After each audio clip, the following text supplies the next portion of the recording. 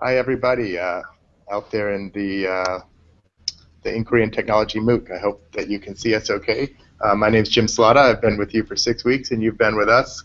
We're here today with two of the folks that have featured on occasion in our MOOC.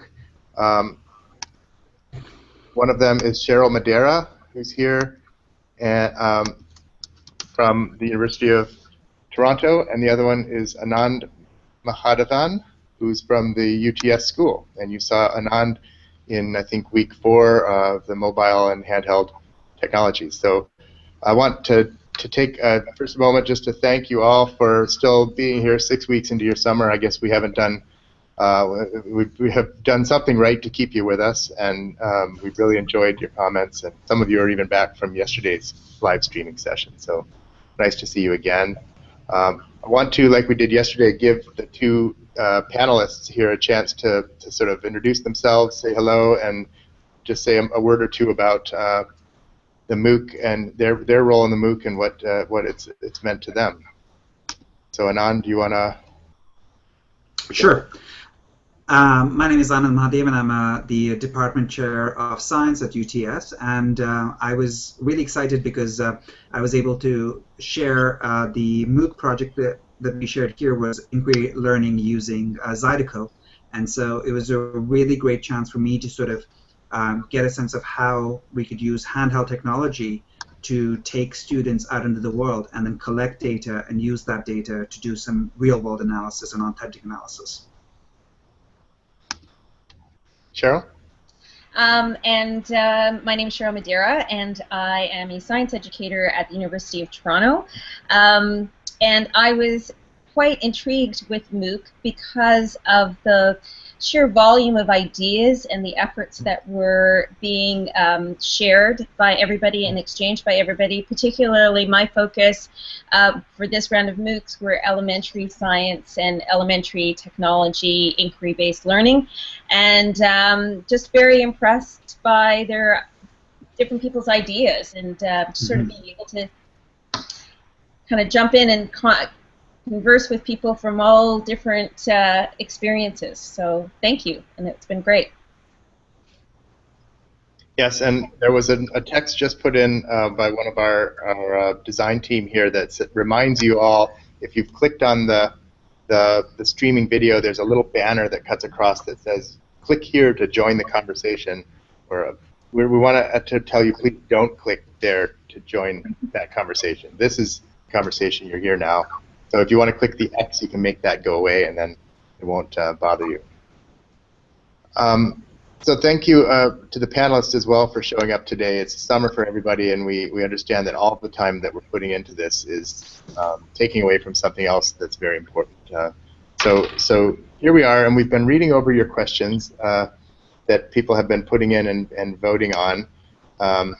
As we do in inquiry classrooms when we're using curriculum, voting is an interesting two-edged sword, right? You like the opportunity to get the popular things up to the top, but you know that there's plenty of things that aren't voted on that are equally positive. And the last thing you want to tell kids in a classroom, for example, is their idea isn't as good as someone else's idea. So for those of you who ask questions that are down below, we're reading all of the questions. And also we're reading the chats, so it's fun. And yesterday we had some interesting real-time questions pop in where we are actually sitting here watching them, and we'll participate in the chat as well, and we'll try to take up questions that come in real time. The topmost one, just to get it out on the floor, is about what's called here post-degree students. We know we have people from all countries, and they use different terminologies, but I'm taking it that this is about sort of university level students. And the questions are, what about them, and how about after college?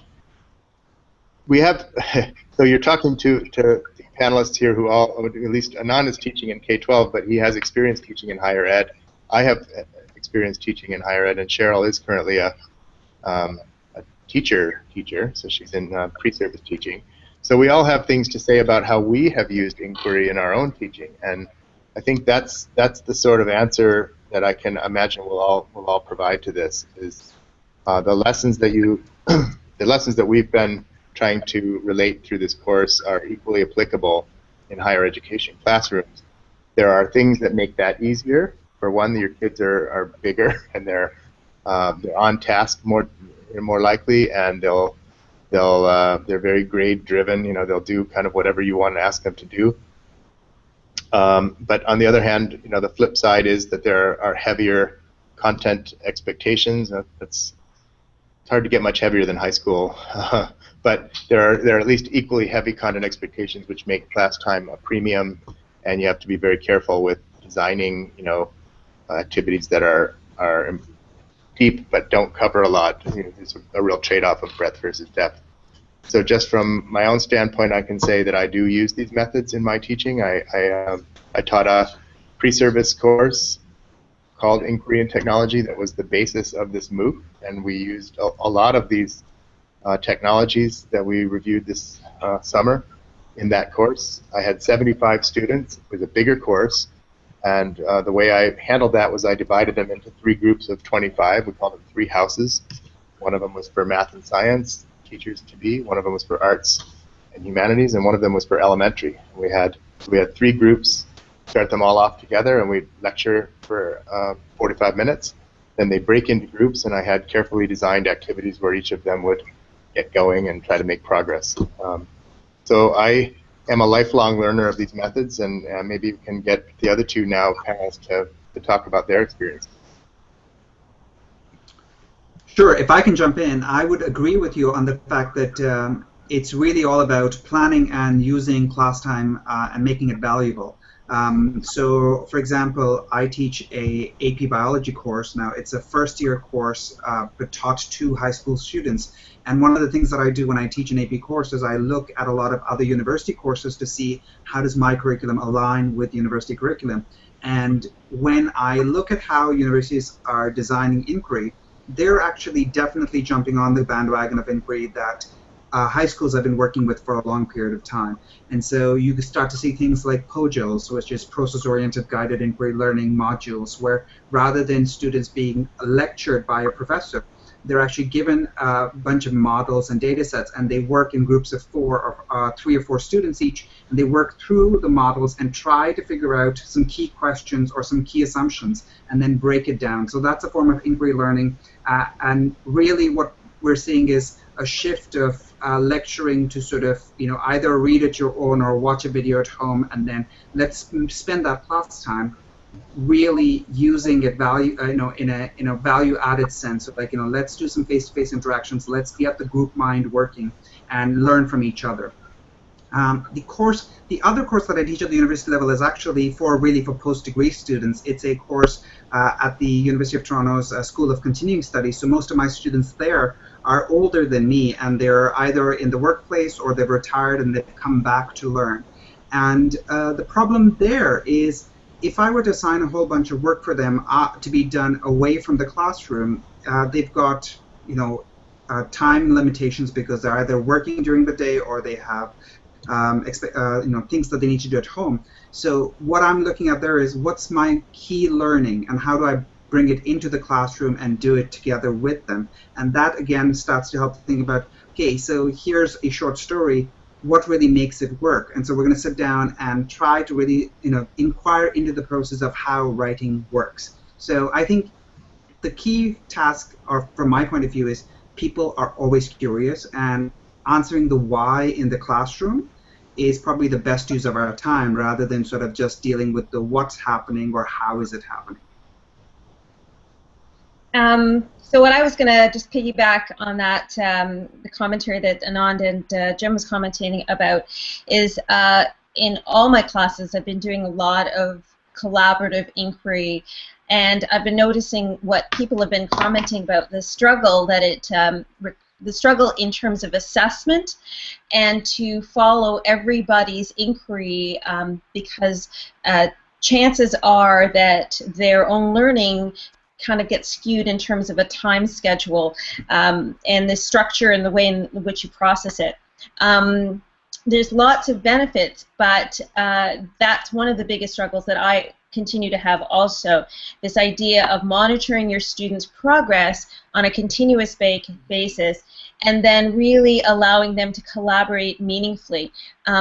In fact, what I found most successful is believe it or not, from a post-secondary level, is to go backwards a step and discuss about collaborative inquiry vocabulary, how best to actually converse with your community, and those little nitty-gritty things right at the very beginning when you start off with this process, I think saves you a lot of time later on, because then everybody is continuously on the same trajectory. So those are just my little comments about that. The struggle that I have is still continuing with respect to following the learning that's going on. Mm-hmm. If I can jump in there, I would actually completely agree with you. I think bringing assessment into the classroom and watching, sort of being able to evaluate students' learning in the classroom has become really important to me. So that's kind of a way to also filter what is it that I really value, and if I can bring that value into the classroom, then I have a better sense of actually saying, oh, you know, are my students learning, which ones are struggling, which ones are doing well, and that sort of helps me filter out what is going to happen in my classroom and what's going to happen outside my classroom. You know, what's been interesting is watching teachers like Anand and Mike from yesterday, also Sean, Maria. The more they use it and the more they become, let's say, fluent in what that technology will give you in terms of the information about students' ideas, the more they want to use it. So it does take your own, what we call bandwidth, right? It does bring a load, attentional load. You have to pay attention to so many more things. You have to anticipate things. There's more planning. I mean, we can really easily sell the negative sides of inquiry. There's a lot of work that entails. But the benefits are so evident that the kind of, when you see teachers that are actually picking this stuff up and using it, they tend to use it more and not less over time. I would completely agree. And I mean, I think the wonderful thing with inquiry is, especially with using technology, is I have more choice in terms of what I can choose to evaluate, and I get a lot more data from my students, so I can also sort of then get a sense of where I'm seeing disengagement or where I'm seeing students sort of saying, oh, I don't really know what's happening. And so I have far more data now than back in the paper and pencil world, you know, even 5 or 10 years ago, because I would often not figure out where students were falling off the learning wagon until a unit test or an end of term assessment. Whereas now I can sort of do continuous assessment because of technology and because of the inquiry process. The kids are also, I think, more able to say, I don't get this, and you know, sort of we can catch them at the formative assessment piece or assessing while they're learning, and they're becoming participants in their learning process and saying, you know, I don't get this, and it's not a problem that I don't get this at this point of time. Can I get the right kind of assistance to move me forward? And I think that's a huge plus. If we can get kids to say, you know, hey, I'm failing at this, what are the tools I need to pick myself up and succeed? The other thing I've used technology for, and I do agree that it has added so much for a richer learning environment within the classroom, is allowing students to become co-constructors of the assessment itself, because the technology will track exactly what's going on and document it in a very productive manner. Students themselves can see exactly what the instructor is seeing, and therefore can identify what they feel are the great learning moments that they feel should be highlighted in the assessment process. And I really like the technology piece where co-construction can happen with the students themselves. Yeah, and as far as higher ed, you know, or university level, you'll probably hear, at least here in the science or engineering worlds, a lot about this movement toward flipping classrooms or active learning. These are both movements that are prominent in higher education, and I think they're both very consistent with the ideas about inquiry. In fact, no sooner than you decide you want to flip your classroom, you're going to be face to face with the problem of what to do with the students when you're not lecturing. So flipping Yes.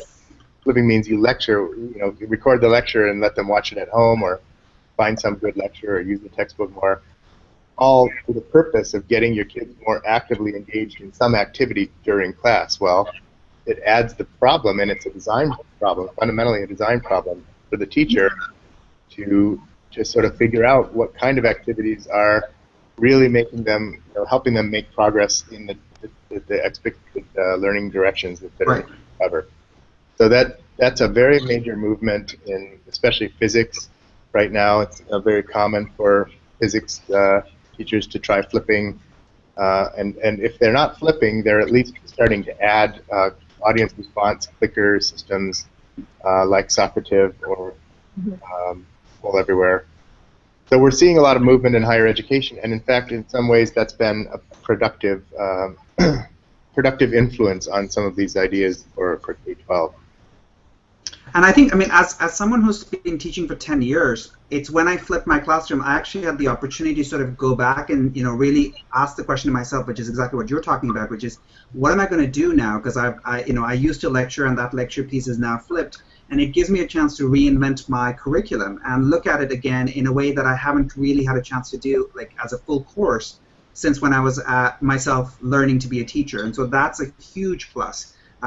Yes, activities are great, but at the same time, the activities have to be built with the flipped classroom in mind, and also how do you assess and build on it. So I really like that design challenge as a mid-career teacher. Mm-hmm. You probably wouldn't have been ready for it much before mid-career. Yeah. This came up yesterday, by the way, quite often, is that the design of these inquiry lessons. I was just chatting with Corey down below, and she had added a question, a comment about her own lesson design. Karina, sorry. It's wonderful to get the opportunity to do some of that during this MOOC, but it is really a little bit like learning a new language or playing a new musical instrument. You don't get fluency with this overnight. You try it. I really recommend trying it in small, kind of layering it in, like I mentioned in my video this week. If you have a big agenda or a big plan, try adding part of that plan first and just working with that. Not only so that your students learn and get familiar and don't become confused or disengaged, but also for yourself, because you will develop greater confidence, fluency. It will become less, you'll be one less thing you have to attend to, and then you can work on adding the next wave in. So it's not the kind of thing you'll learn, in the first pass, and we're happy to see people that are interested in starting down that road. Maybe some of you have already been on that road for a while. And I think I just want to jump in just a little bit. The idea that once you try a little bit of the technology inquiry lesson strategy that you're using, I think it's nice to sort of settle back and reflect on it. I like the idea of sort of reflecting, and now with technology you have at least ways in which you can go back to specific moments within your lesson that you can reflect on, and then specifically make the important changes in your lesson that will affect the next time you do it. So I like the idea of having a sort of iterative design when you're doing any type of lesson this way. Yeah, and to add to what Cheryl was saying earlier, I mean, we have to keep in mind that there's a learning curve. So just as Cheryl was saying, like I actually teach them what the vocabulary of inquiry learning is before we get on there. There's also, for some kids, not every kid is a digital native, and so there's actually a learning curve for the new technology. So, if I were, for example, to use, like Moodle and Sophia and, wikis all in the same year, and all of it is new to the kids, then sometimes I find that the kids who may be struggling in the classroom are not necessarily struggling because they're not getting the ideas or the concepts in the class. They're just having a hard time jumping from one platform to another platform. So that's another reason why I think having technology for the sake of technology, I don't think is necessarily a good idea. It has to fit in to your idea or your sort of model of teaching, and what are you trying to achieve, and sort of finding the right technology that helps you answer the question you're interested in, not necessarily, oh, here's a shiny new thing, let's go after it, and then just 2 weeks later go squirrel, here's another shiny new thing, and go after it. Because I think sometimes we get ideas from many different places, and we want to do all of it, and then what we end up is this sort of very bright and shiny sort of course that makes kids close their eyes because it's just too bright. So that's something, and maybe that links into the idea of anti-technology students, which is the next question that people were asking about, is, are kids intrinsically anti-technology, or is it poor implementation of technology that drives kids away? Yeah, let me suggest we could even fold the anti-technology one. I think what I read that one is that there are all kinds of students out there in the classroom. Yep. And you might get the one student or the few students who are just rolling their eyes. And I've heard often these can be the top students, right? The ones that are really happy with the old world, so they can get A+ on everything. And the last thing they want is some funny new engagement inquiry design that makes them collaborate with their peers. That often is what. Yeah, and also, I mean, if they have already broken the old system and they have the keys to the old system that makes them successful, then of course it's more, it's troubling for them to start in a new system where they may not be as successful. So it's not even necessarily working with the weaker kids. It's that they may find themselves to be the weaker kids because their understanding of the material might just be superficial. They know they've got the other one by the horns, and they can. Yeah.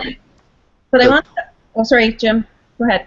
Well, so I just wanted to broaden this question to diversity, because there's a few questions here about diversity, and we took up diversity yesterday, and I think it's one of the central opportunities of inquiry and the central challenges of inquiry. In fact, it's one of the central challenges of all teaching, is if I have this kind of spread of student capabilities, student interests, student backgrounds, language capabilities included, and I see that as a problem to be overcome. Mm-hmm. That's one thing. If I want to instead see that as an advantage to be capitalized on or brought in, that's even another level of that challenge. Either way, inquiry and technology offer an opportunity that lecture does not. So with lecture, you're basically very, very limited to what you can say out to the class and maybe get question and answer going, which can be done very, very effectively, by the way. We do not want to appreciate what can be done with effective lecture. But these kind of inquiry and technology methods with the individualized learning and the student-centered design really offer the opportunity to respond and essentially capitalize on that diversity, but that adds, that's one thing to say that, it's another thing to do it. So you basically add a challenge of how to design something that does do that. And so that's where I'd like to open this question to, is what do we know, what can our panelists tell us about their experiences of designing for that diversity, knowing that they want to try to embrace that and in a way sort of take advantage of it. Mm-hmm. So I'm just going to start a little bit about some of the teachers that I worked with my research groups, because I think that it really highlighted students being able to approach different concepts from their own at their own level, and you have to make a lot of sort of choices with respect to, as a teacher, as you're gearing sort of this diversity within your classroom and utilizing the technology by scaffolding it. So designing some critical questions which allow students to participate at their own level, at their own sort of pace, and bringing in all sorts of different types of experiences that they have that are critical to everybody's experiences. And so using those scaffolded questions I found very effective in trying to draw different students in and trying to make the class kind of understand everybody's individual learning experiences and challenges, and then drawing from that and learning from that. I don't know if that kind of makes any sense, but the scaffolded questions and the scaffolding that you put within your technology, I think, really enhances diverse classrooms. Mm-hmm. I would go with the diversity view in this way. I think when I first started teaching, I put a lot of effort into making sure that I was reaching diverse students, and I learned to be a really good Socratic lecturer.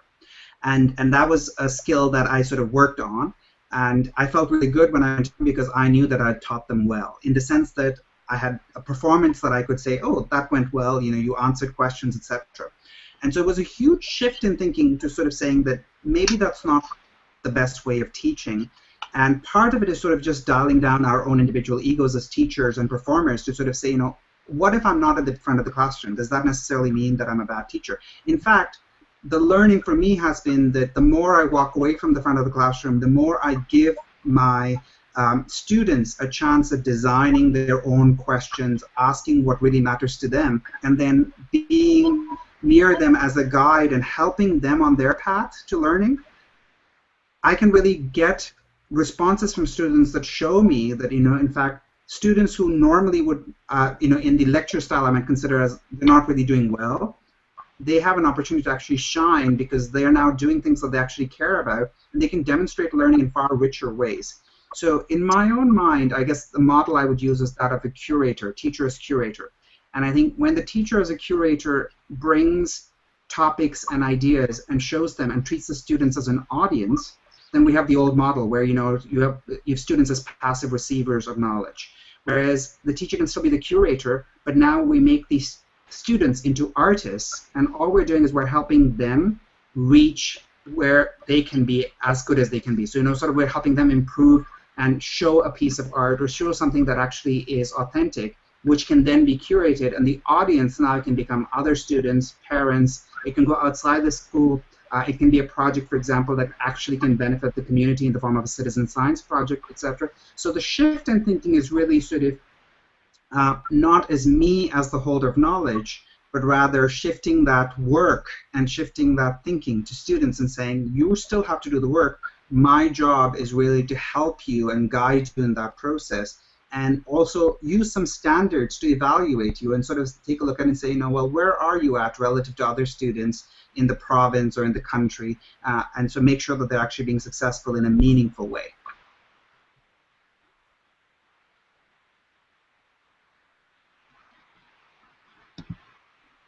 And that then allows for diverse students. So, you know, like, because you can actually get a lot different sets of questions if there are different students asking them. I was just going to respond. I mean, except I had my thing muted.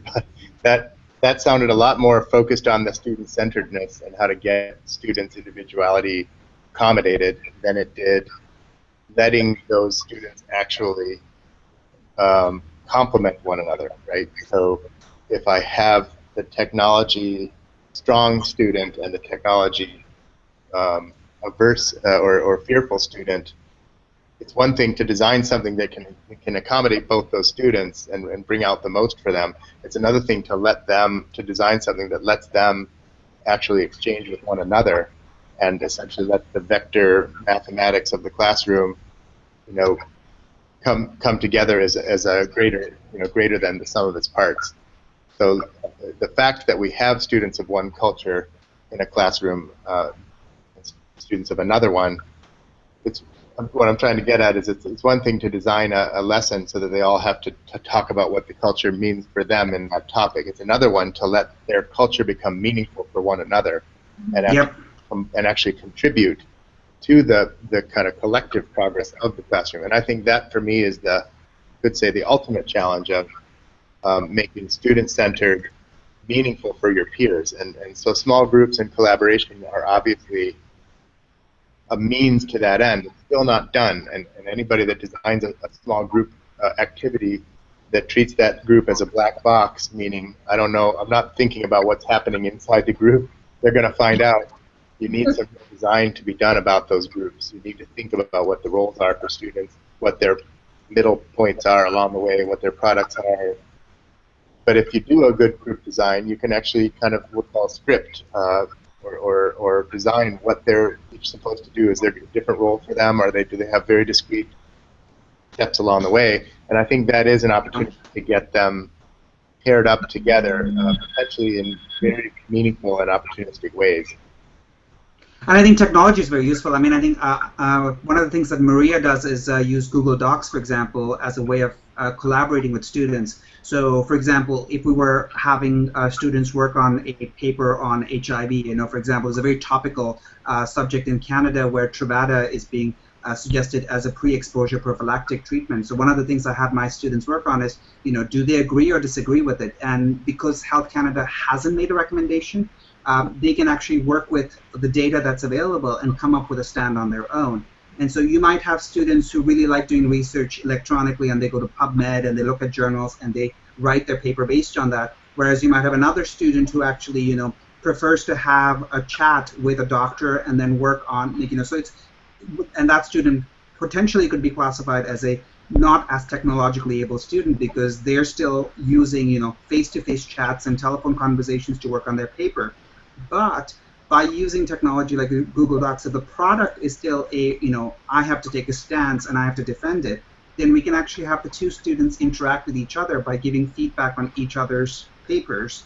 And that is a great way of actually allowing, the student who likes to talk face-to-face to also see how other students are drawing information from technological sources, and the student who is using technology to sort of get a sense of, hey, what does it look like if you actually have a live conversation with a doctor or a patient or a pharmacist, and how these worlds can in fact interact and both can learn from each other.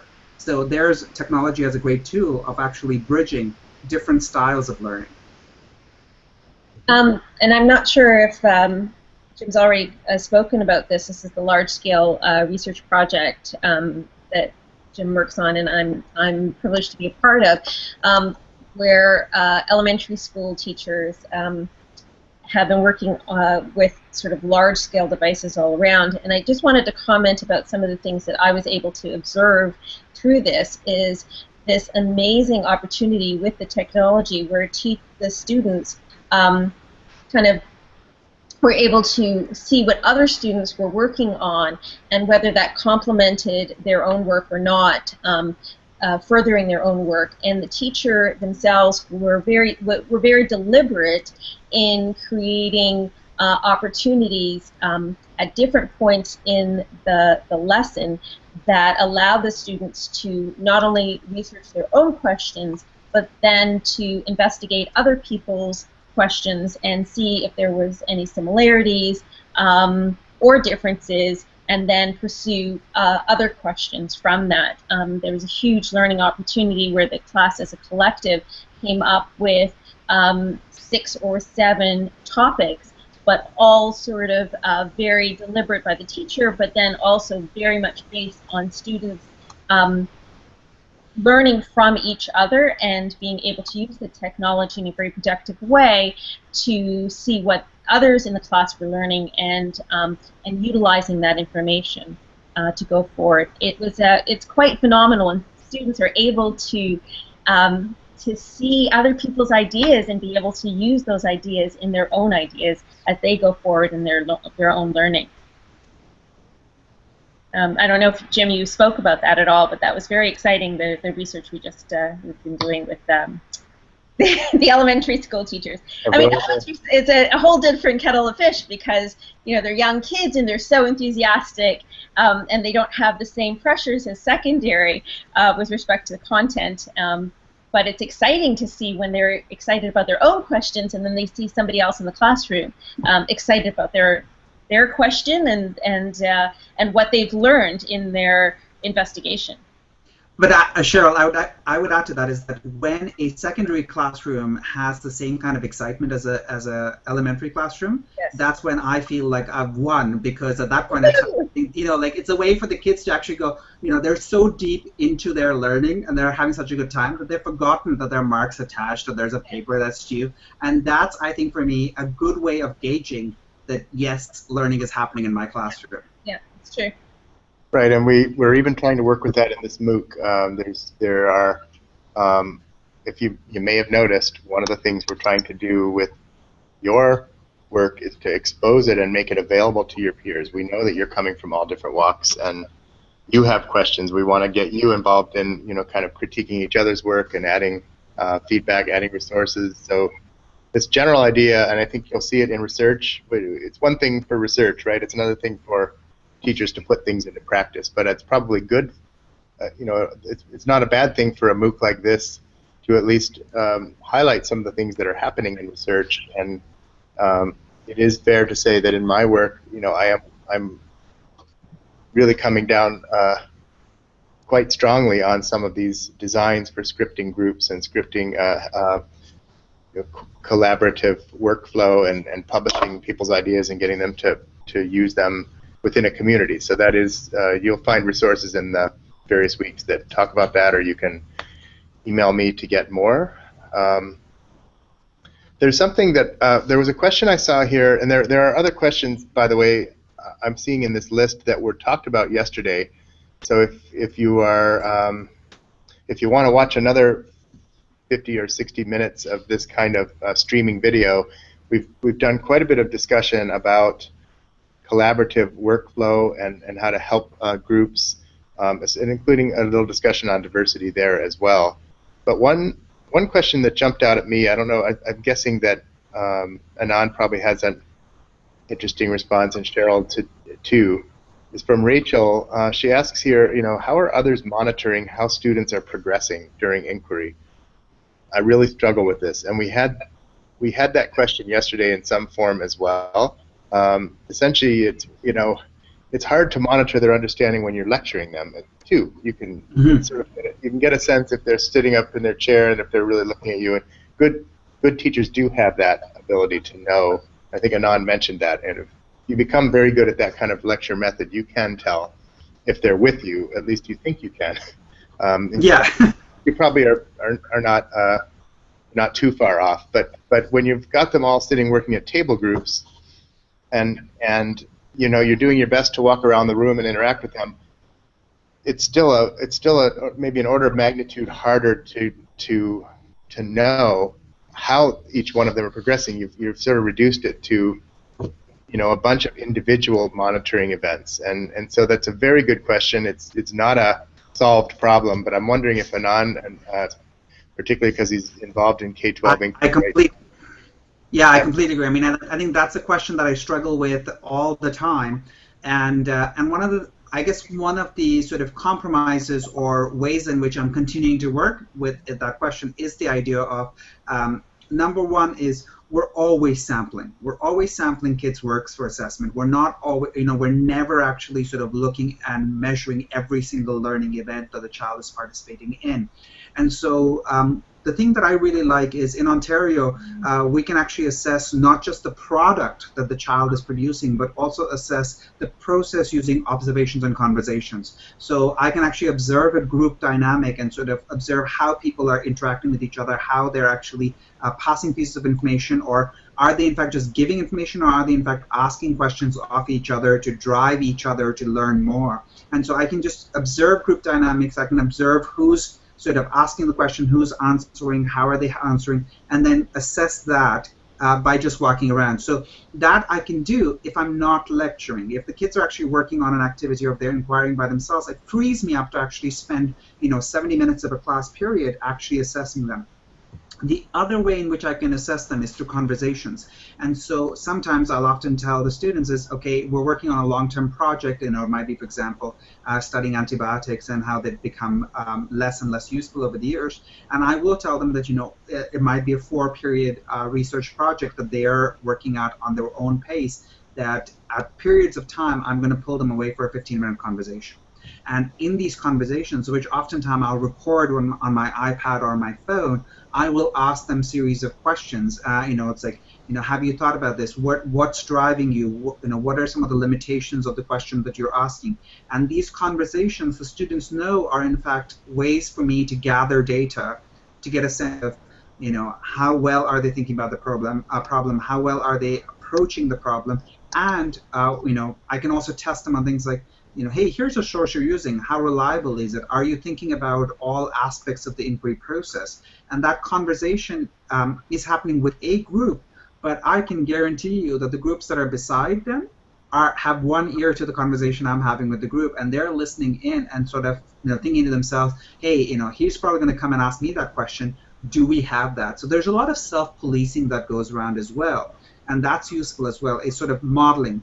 And if I have conversations with 2 or 3 groups and I see that there's a theme emerging where, you know, there's actually a failure point, or, you know, people are sort of skipping over a point that I think is valuable, then I can actually, at that point in time, step back and say, hey, I've talked to 3 groups, this is what's happening, how many other groups are doing this? And so I can turn it into a survey question and very quickly sort of get a sense of where my students are, and get a sense of, okay, here's where you need to be, here's where the stumbling block is. What are, and I don't have to necessarily provide an answer. I'll oftentimes then say, okay, I'm identifying a stumbling block. How do you want to get across it? You didn't know that it was a stumbling block. So it's a great way to have conversations, and kids feel a lot more invested in the process, not just the product, because they can actually see that you're evaluating them not just on the final product, but as they go along, and that it's important to you that they get the question right, they get the process right. Does that help?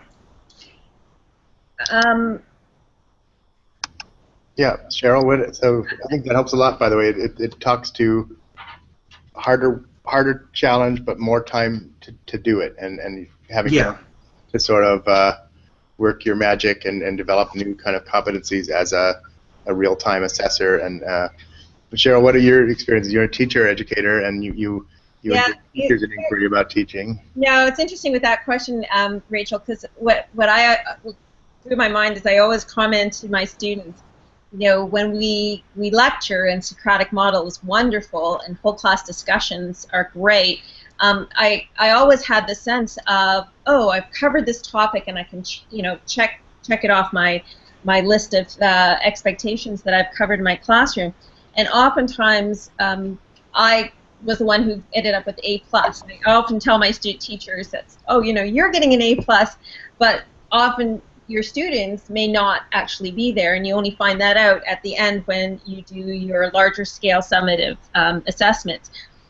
So what I've tried to do is similar to what Anand was talking about, and I think technology really helps with this, where you can have definite checkpoints within your lesson, within every day in your lessons, and technology really helps with that now. I find with Poll Everywhere and Socrative, you can do these very quick surveys, tests, reflective feedback, and having them online is actually much better than paper and pencil, because you can actually take them and put them into your lesson for the next day, and show, you know, these are some of the questions we've been grappling with.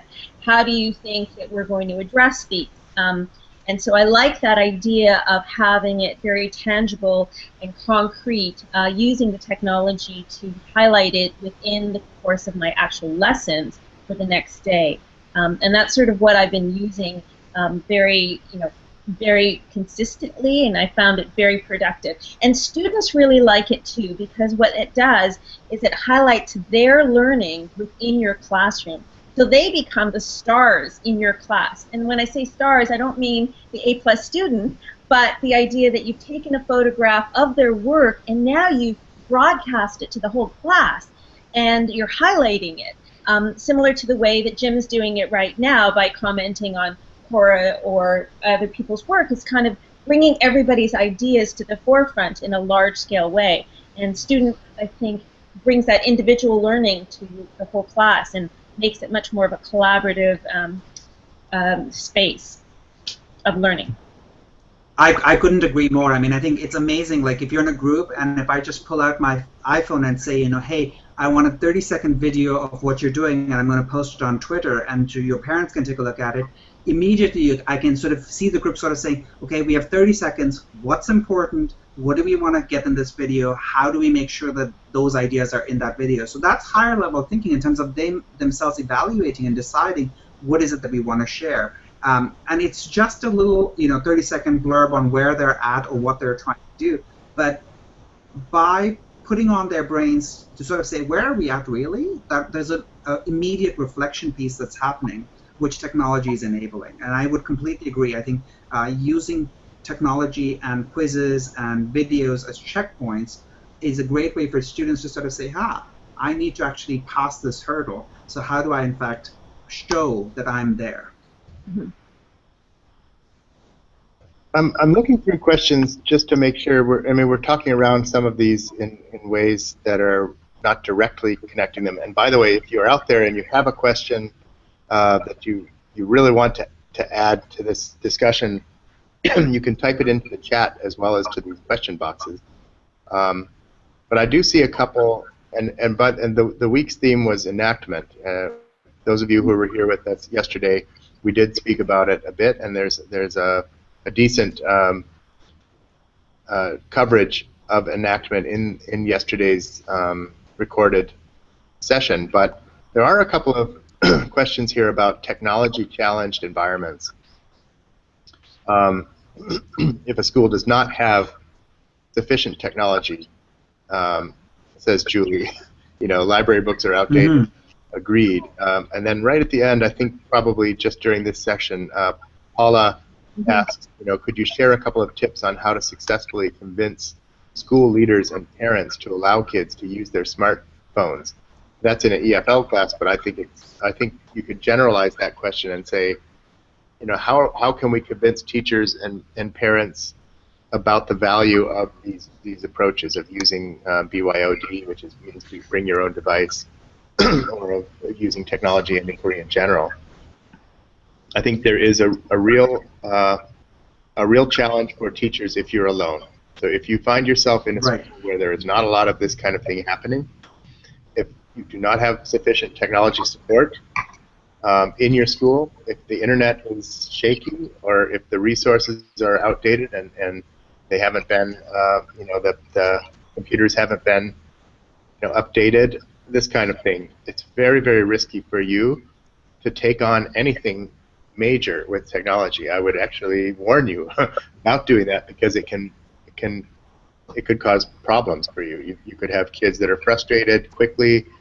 We know about technology, and one of the things we know about it is it can often go wrong. Even people who are experts find problems every single day, so we solve those problems. But if you're a teacher and it's during class and something goes wrong, you do not have the time or energy to sit there and figure it out, most likely. And so I want to point to this bunch of questions here as an important theme to get our panelists to add their insight, that you do have this situation as a teacher where we often like to imagine ourselves as a solitary person. And teachers love that autonomy. They love the door closing and being on the stage of their own. We don't want to ever take that away from teachers, but you are also teaching within a department. Anand is the chair of his science department. You're a faculty, and you have school leaders, and you have a wider school community of parents and volunteers, and even the students. We know about getting students involved with technology. So there becomes this challenge of how to bring that energy of inquiry and technology into your school community, to get your peers within the faculty to engage, to get your school leaders to commit, and at least to acknowledge that there's a goal here, there's a problem here, or there's something we want to progress on. And I want to urge you, if you're out there in a school context with those limitations, be very careful. Take things in very small doses, and don't forget you can do inquiry without technology as well.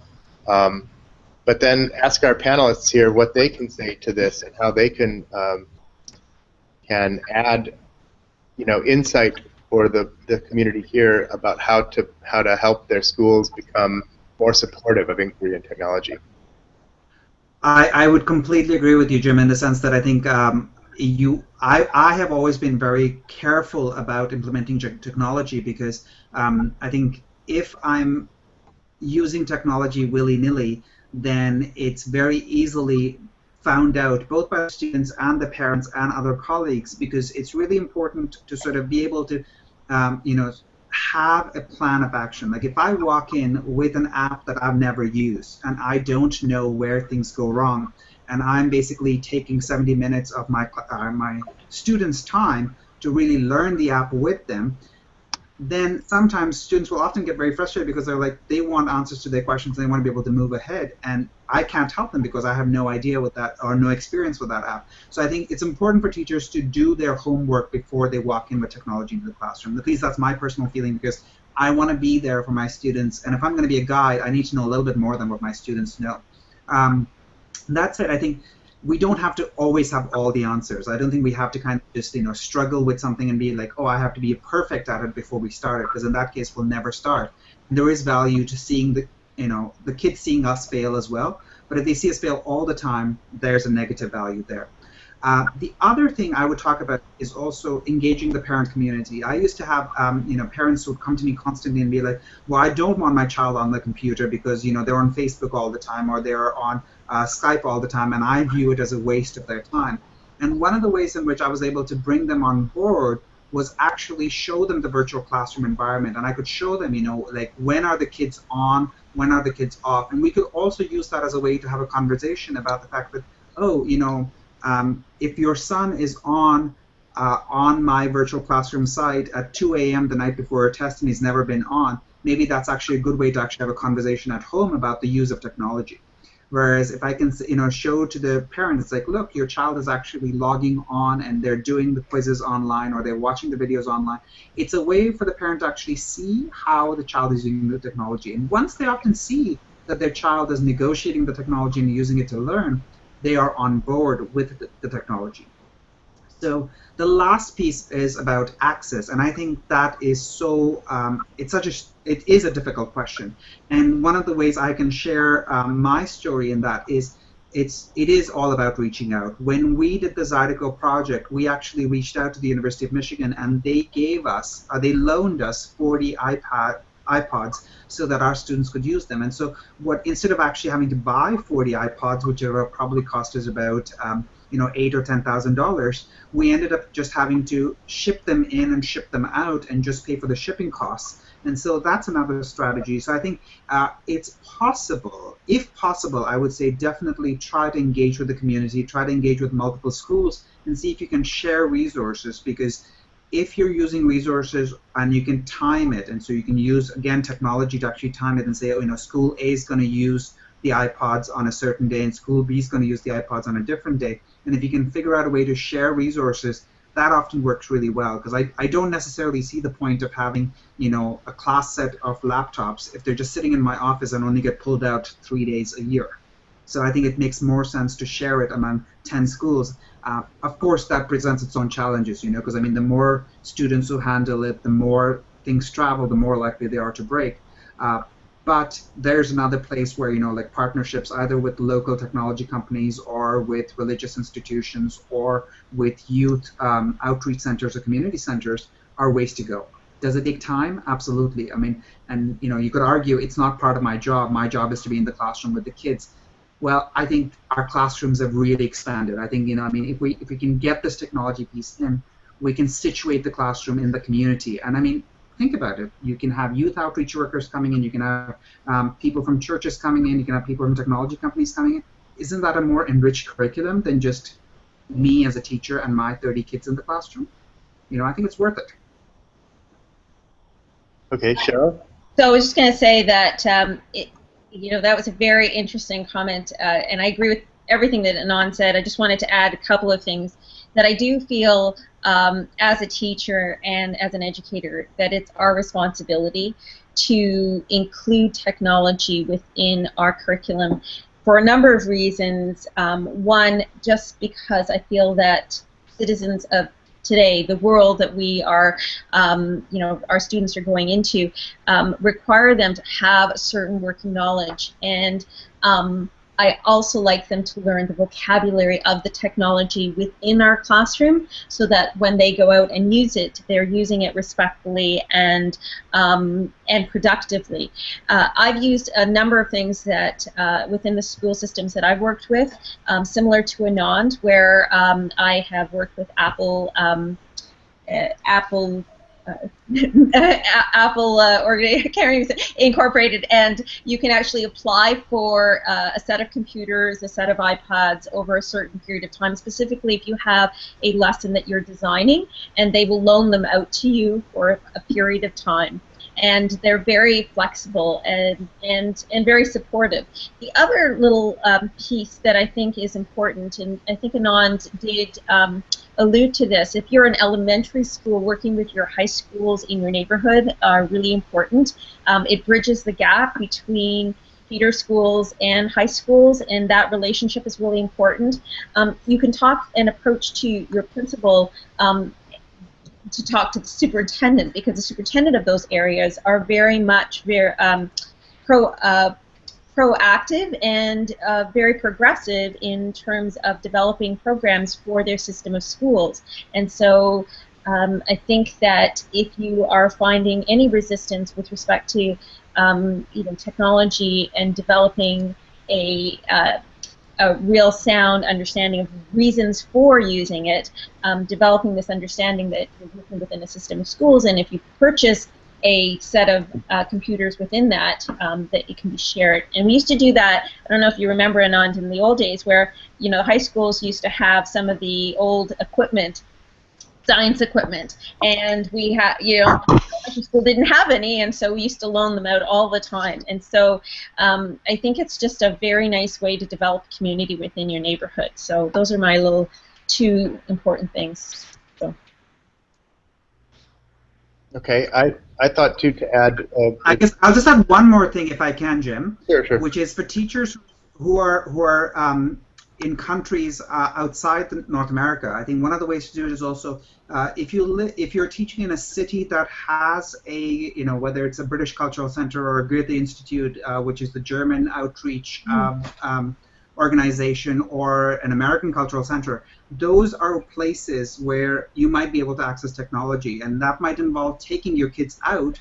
But I think if you build a relationship, you might actually be able to start getting some of that technology coming into your classroom. I know, for example, that the Goethe Institute is very much in favor of using technology to enhance German language, but at the same time, they're also interested in, for example, bringing German science or how science is done in Germany as a process into other countries. So it's a good way to sort of leverage these, sort of cultural institutions that are in cities or in places, and that is an option. It's harder, of course, if you're a rural teacher. But I think using NGOs or using sort of quasi-governmental organizations as an access point is another thing that teachers should think about. Yeah, listen, the goal, the long-standing goal of schools to provide computers to students and teachers has been met largely with a lack of effective use over time. So one thing we can say as educators, and I've been in the field for almost 30 years now, the just giving teachers laptops wired up to the internet did not prove to be a suitable solution to getting those computers actively used by teachers. So a lot of those, graphing calculators are dusty in the cabinets. A lot of those laptops got underutilized, and the schools know that, and they remember that. I'm not trying to say a negative here, but just to say that I think schools will respond in kind when teachers begin to find really effective ways of using these technologies, and everybody says, "Wow, it's more than just saying let's build it and they will come and use it. They really have uses for it, and let's use technology for them." The BYOD. You're absolutely. You're absolutely right. I think it has to be driven by the teachers and the school and the communities within the schools. I mean, I'm sorry that Maria's not joining us today, but one of the things that she did, which I found was really useful, is when we were in Honduras with our students, she actually took pieces of technology from Canada that she was interested in bringing to these schools in Honduras.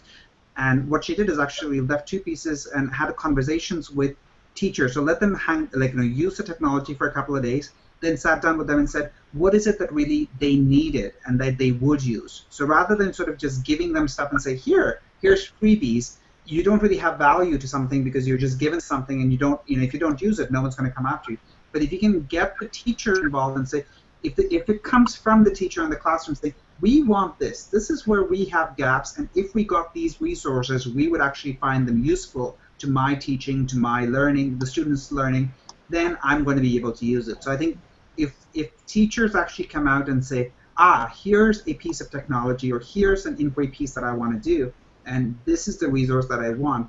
Again, it's the question driving the technology rather than technology then making questions available. The times are changing, and I think we are starting to see greater fluency with our teachers and our students. And so this is all against a backdrop of a rush in the 90s and zeros to get technology into schools, met with a fairly thin level of use. And so we need new awareness for teachers that it's about design. Adding technology complicates the equation, but it enriches the potential for learning and teaching. I would love to stay here for another 30 minutes and keep talking, but I have a child of my own that I have to go pick up, and I'm going to need to call it to a close. There are still questions there that I'd love to be able to talk to, but I can say that some of the topics there that I've been kind of looking over are present in the earlier session. I want to point out, just since we're here with our last video session, that we have here a community of designers that are waving to you now. This is Stian, Renato, and Hedia, who have been hard at work behind the scenes throughout this course. The MOOC would not have happened without them. It's my pleasure to work with this kind of a group. Cheryl, the other teachers who have been involved, we've learned in our own right about how to do these kind of online learnings. I think you've probably seen it evolve if you've been paying attention over the 6 weeks. We've enjoyed it a lot. Maybe I'll just ask the two panelists today if you have any closing comments you want to make for the teachers who are with us here, who've been here for 6 weeks, and this is one of the last sessions, so maybe you can have some final words of insight for them. Cheryl? So oh, sorry, Anand, go ahead. No, go ahead, Cheryl. I just wanted to comment two things. First of all, I think that technology and inquiry-based learning, we are gathering a certain momentum. I think that the technologies are becoming much more fluid, and there's a lot more accessibility, and students themselves in our classrooms are much more aware of what's out there, and they know the technologies that help their own learning. And so it's a great opportunity for teachers now to embed those kind of processes within our classrooms. It's quite exciting, and I think a really wonderful time for now. The teachers can actually be facilitating alongside with the students themselves and enhance learning all around for the community. So that was my little comment about the future. Okay, Anand?